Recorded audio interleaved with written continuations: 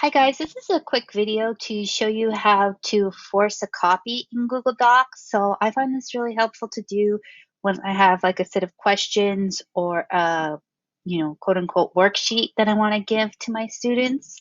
And this way they each can make their own copy of it. So an easy way to do that is you go up to share and make sure on your settings that you have your settings to however you want them, and you probably want them to edit it. And then you would copy that link.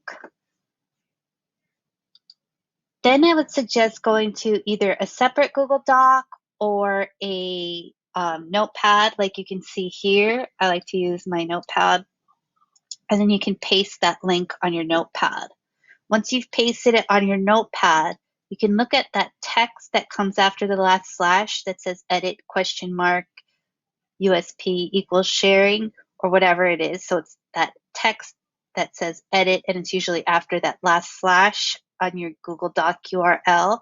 You're just going to delete that and write copy.